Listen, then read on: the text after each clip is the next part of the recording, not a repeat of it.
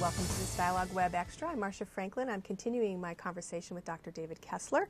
He is the former Commissioner of the Food and Drug Administration from 1990 to 1997. He's directed his sights lately, the past decade, to the issue of overeating and obesity in our country.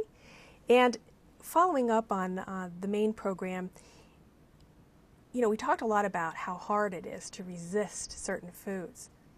But in your book, you have some strategies for doing that. And I wondered if we could go through a couple of those. First of all, you feel it's important to figure out what leads to your overeating. Absolutely. I mean, understanding how it works, understanding, that these thoughts of wanting, these urges, right, happen because there's some cue. Next time you're hungry, right, next time some food comes into your head and says, boy, I want that. Go back and try to figure out the cue. There's always a cue. And understanding how those cues, usually they're associated, with past learning, past memory. They can be... Could be hormonal, though, too. There's certainly going to be certain sensations in your body. What are the things these are, in essence, right? These are reinforcers. These are rewards. Psychologists used to, that's what they say food is. They used to feed the animal, right? In order to get the animal to learn and do certain things, they used to use food as a reward. What a reward is basically anything that can change how I feel. So if I'm not feeling great, food has the power to change how I feel, especially because it puts me in this state while I'm eating of this emotional bliss, so I'm sort of zoned out. When does the majority of eating occur?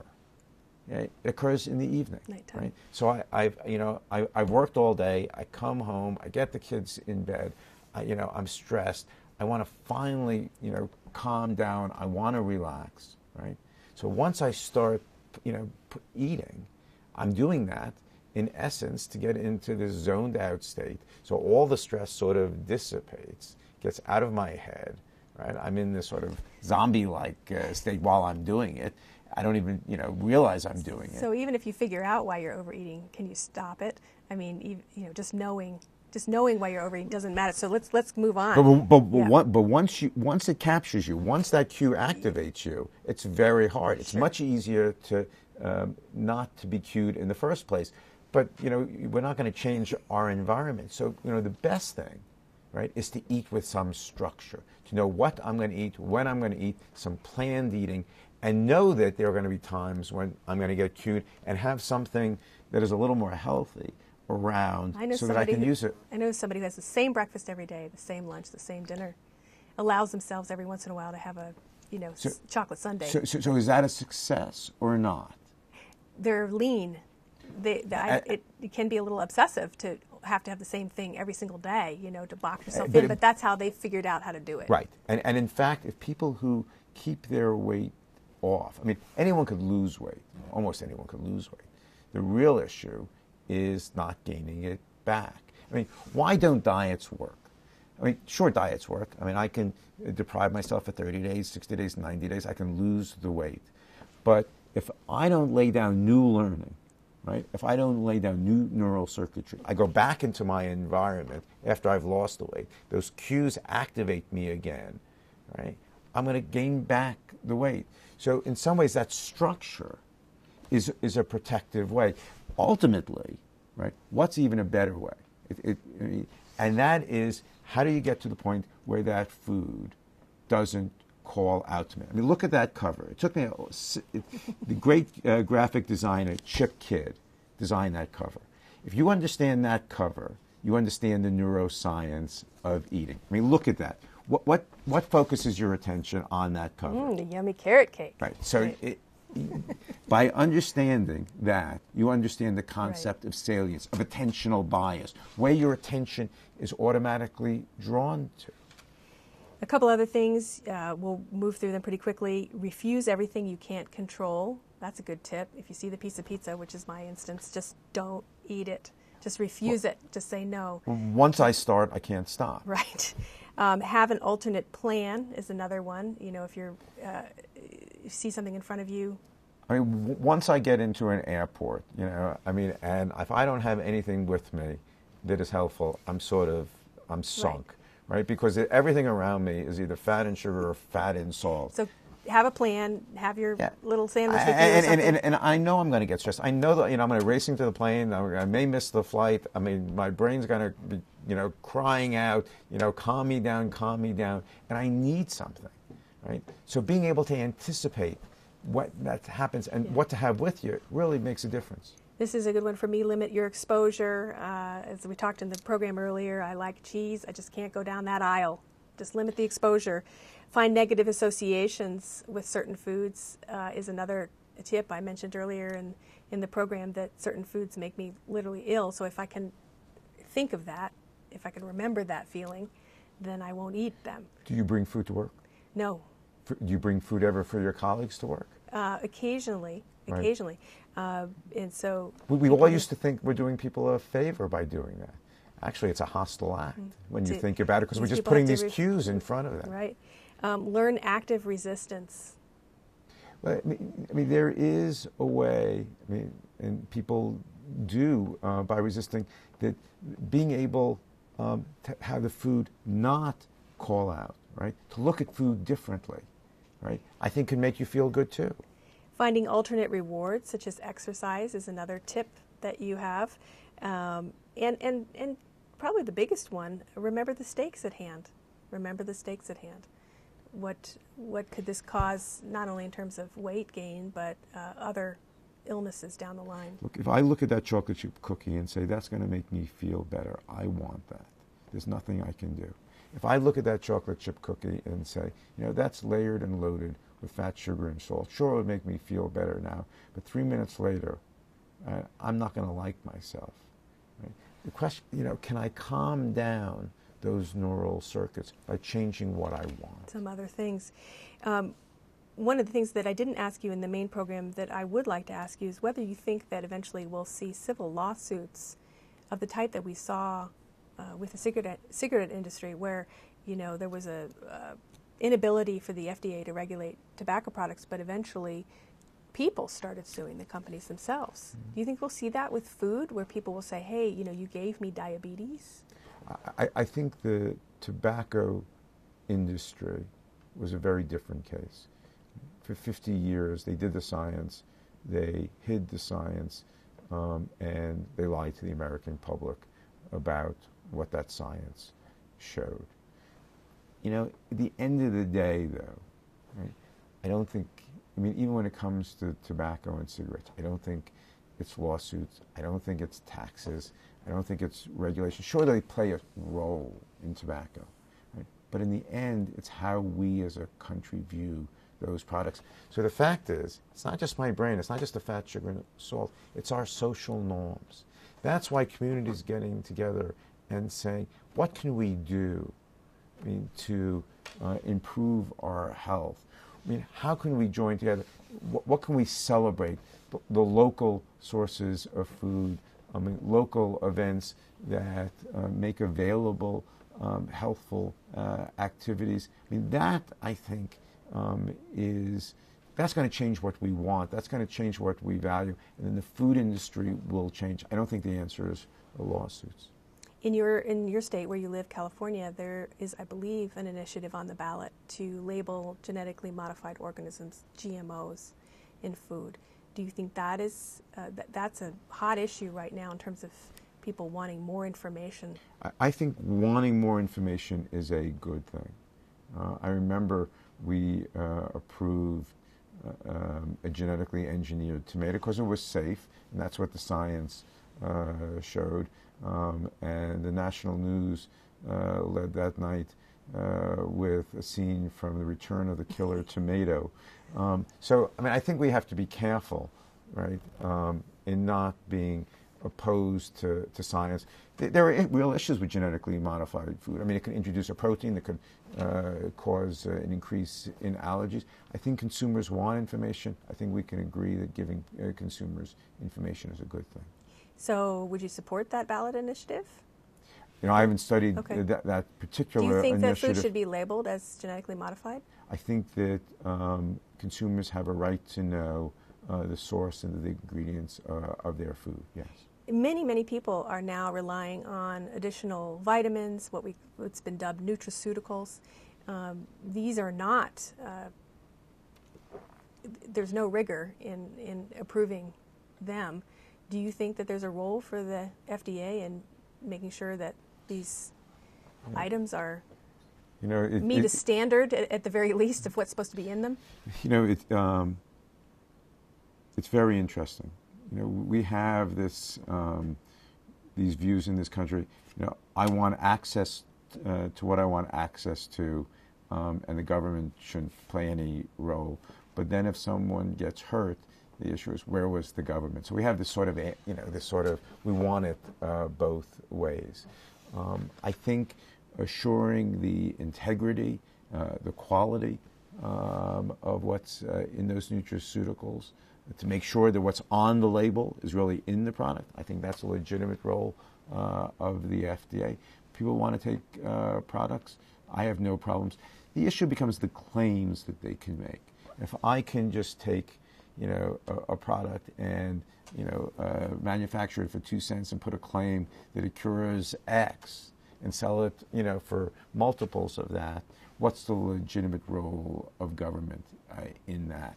And I think there's differences of opinions, but I think certainly safety of those products, making sure they're not outrageous claims, I think those are important roles of FDA. I would be remiss if I did not ask you to give us a little update on what was the dominant theme of your your career for so long, which was the regulation of tobacco. Just in a nutshell, the U.S. Supreme Court said in 2000 that with a vote of 5-4 that the FDA at that time did not have the mandate to regulate tobacco. In 2009, it was given that by Congress. And I'm just wondering what you think we're going to see with cigarettes in the future. Might we see cigarettes when the FDA starts its policies that have very little or eventually no nicotine in them at all? I think that's possible. I think there's been an evolution. When we started asking the question, is nicotine a drug? Back in the early 1990s, every story that covered it had the word controversial in that story. I mean, even I looked at the cigarette and said, am I going to regulate this product as a drug?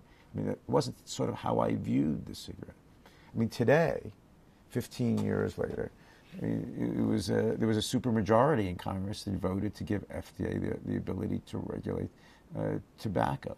I think we see the product for what it is. It's a deadly, addictive product that is addictive. So I think this is a chipping away.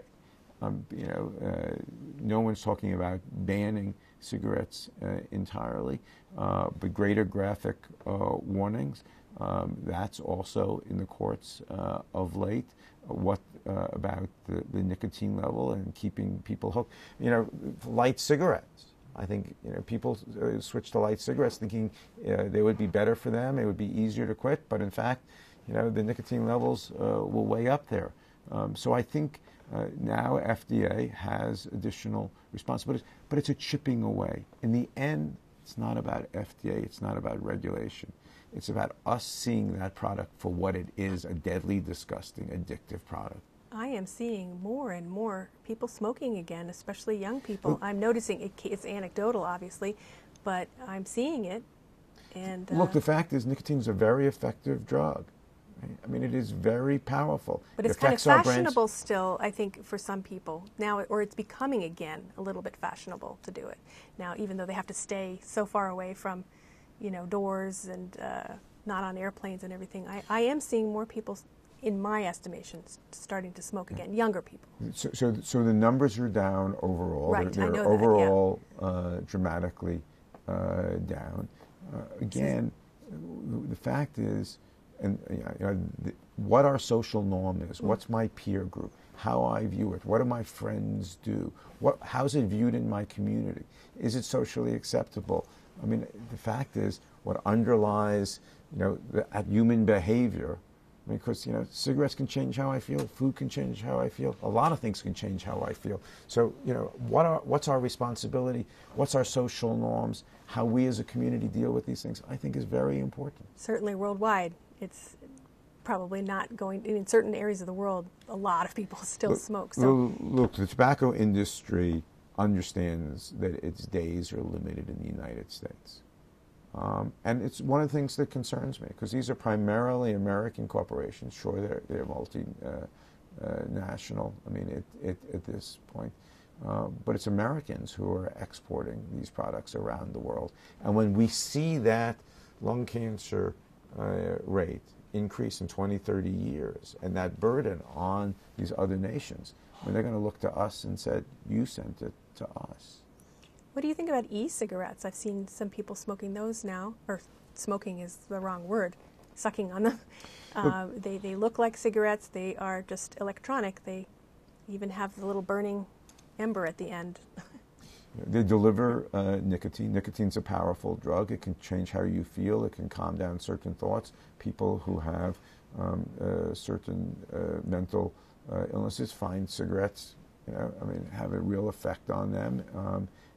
Will the FDA be able to regulate that product, though, under these new guidelines, or not? So it's interesting. There's no tobacco in it. No, but there's nicotine. And it was actually the result of, it's gone to the courts, and there have been opinions issued on that. Look, I think nicotine itself, right, is a powerful drug. But cigarettes attach all this tar to it, all this baggage to it. And it's that baggage that made it so deadly. The chemicals, the other chemicals. But it's the nicotine that keeps you smoking. So it's a legitimate medical question. How can I provide you? I mean, it's really what harm reduction is about, right? Can I take out that stuff that is bad and still give, you know, and reduce the harm? Is it better to quit than stay on nicotine? Absolutely. Can everybody quit? Probably not. And for them, we have to think about and look at the data and see what can reduce their risk. Are you optimistic on both these issues that you've written on, the end of overeating and on tobacco products? So I think tobacco is, you know, cigarettes really is probably the great public health success today. I mean, many fewer people smoke. We as a country view that product differently. Sure, there's ways to go.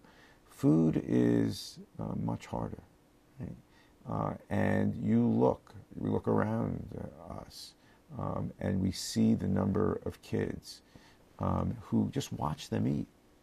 They're eating throughout the day. It's almost as if they don't stop. And once you understand that the circuits are involved, that learning gets laid down for a lifetime, and it's so powerful, those urges of wanting. You know, I'm concerned about the challenge and where this is headed. You know, I showed the science to a group of diabetologists. These are docs who, you know, who study diabetes, and they looked at the data, and they understand now that it's really our brains that are that learning, that memory, those neural circuits that are getting adapted to want that food and eat more and more. And they looked at the data and said, we're toast as a country. I'm not, I'm more optimistic than that. But it's going to take the community coming together, right, and doing things about it and wanting to do things about it.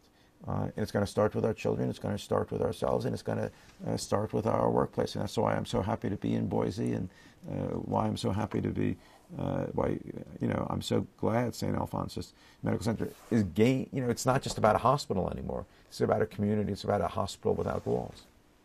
Well, thank you. Thank you for taking the time to be on the program and to do this Web Extra. Appreciate it very much. You've been listening to Dr. David Kessler.